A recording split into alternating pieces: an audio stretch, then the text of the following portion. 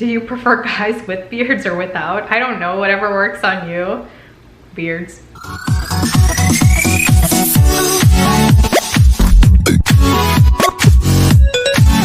Hey everyone, so today I'm gonna do a quick Q&A based on the questions I received from you guys on Instagram. Back in 2018, I think, 2019. Back in 2019.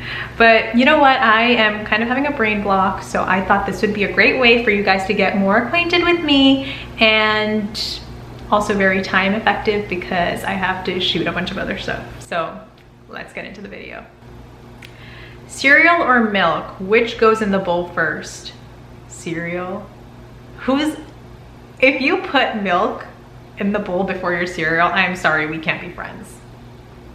Just kidding, we can be friends, but I just won't stick around to watch you eat your cereal. How important do you think traveling is for young people? I think traveling is like, I don't think it's just for young people. I think everyone should travel. But even if you don't have the ability to travel like 5-star or first class, I think traveling even to like the next town over, or like that, like, you know, locally, is very, very important. Not only is traveling with other people a great way to build your connection, relationship, and bond, but you learn so much, and I feel like it really opens your eyes to a different lifestyle, a different culture, or just a different way of doing things. If everyone in the world was just more accepting of differences and of other people, think about how many problems we'd be able to solve just with that one mindset shift. So I think traveling is just extremely important to open your eyes to different ways of doing things and just learning. But you do have to be open-minded to do it. I really like this next question. How do you manage to stay humble despite being famous?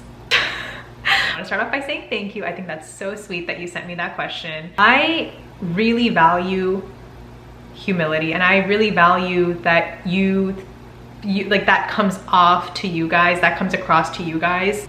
The one thing that my mom has always instilled in me has been never, ever let success get to your head. Because the minute that you do, and you start to think you're all that, you start to take other people for granted, and you start to become very prideful and egoistic, that is when karma will come in and take it all away. And while I do believe like in karma and all that, nothing that I have achieved, I have done myself. It has always been someone has either helped me out, I have listened to someone else's words, I have listened to someone else's wisdom and knowledge. Like, you truly come into this world with nothing, maybe some natural ability, but the process of honing that does not come by yourself. And I am just very grateful for all the people that have helped me on my journey. And I know that it does take a village to achieve everything or anything that you do. Like, for everything that I've done, I've had my parents' support, I've had my friends, I've had people who've helped me out along the way, who've taught me things, who've shown me things. And without those, I would not be able to be where I am.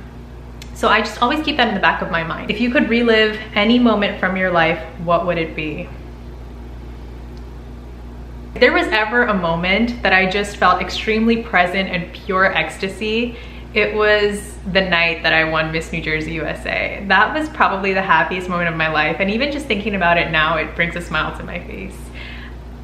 In that moment, I just remember it so clearly. I was on stage, my mind was absolutely clear, and it was just pure joy.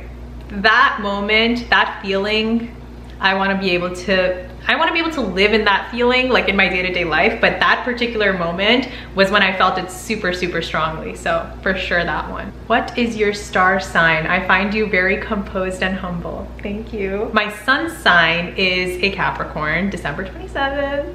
And my rising and my moon sign are Leo. And then I don't know the rest of it. There's like a lot of other planets, I don't really know the rest of them. Do you gain but not lose motivation to work out? My motivation to work out comes from a few different things. Number one, all of my workouts are planned. If you can have your workouts planned out in advance, whether it's through a coach, whether it's through a program, whether it's like you designing it yourself, if you have it pre-planned like a week before, all you really need to do is act on it. The process of making a decision, I think is what ends up turning off a lot of people, because I'm definitely guilty of this. If I have to go in and I have to figure out how to do my own thing in the moment, chances are it's gonna seem like a lot of work and I'm just not gonna wanna do it. But if you have it pre-planned, like suppose on Sunday, you pre-plan your workouts for the week.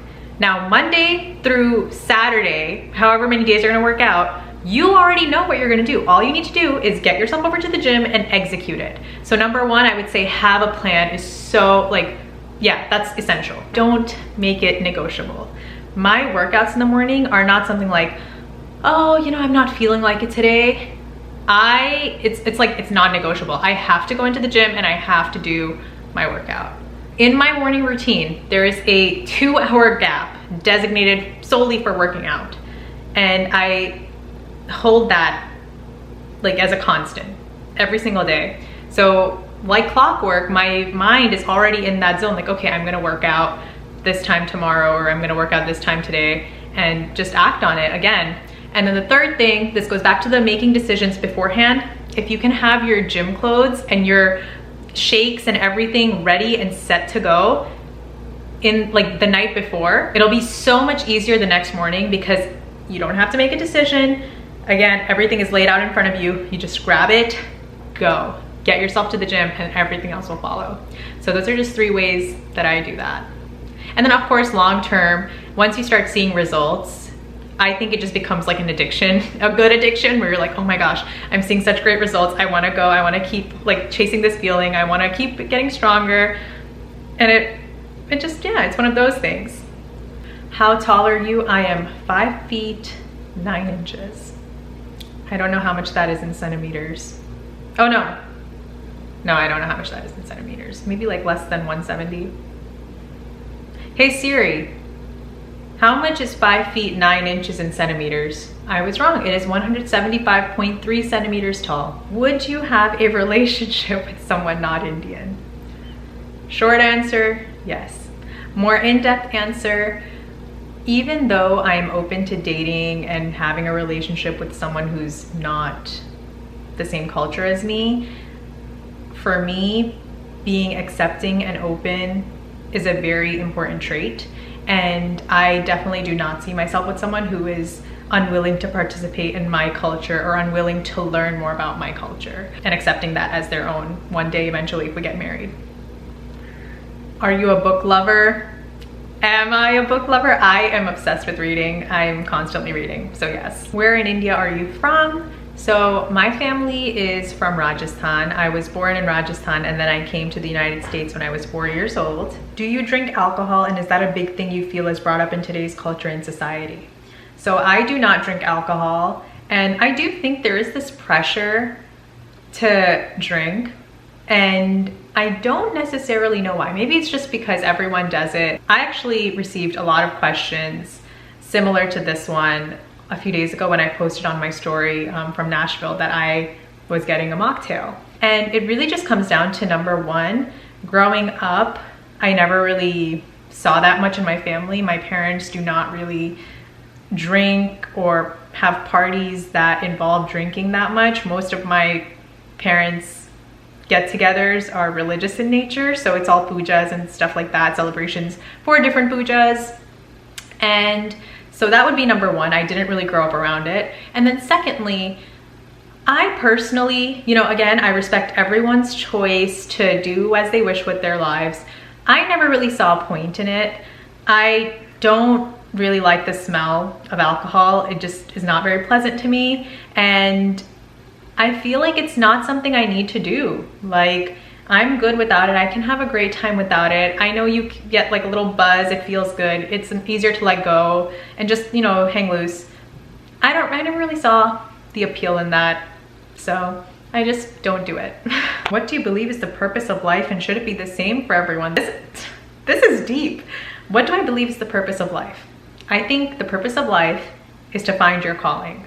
I think that it is to find your gift, and it is to find how you can use your gift to serve other people and to contribute back to society in some way. Because you are put here for a reason. You have the natural talents and abilities that you do. You have been given the dreams that you have, and you can Only you can figure that out, like what the best way to use your talents, gifts, abilities, dreams is. And then I think the greater purpose should be to find a way to serve the rest of the world.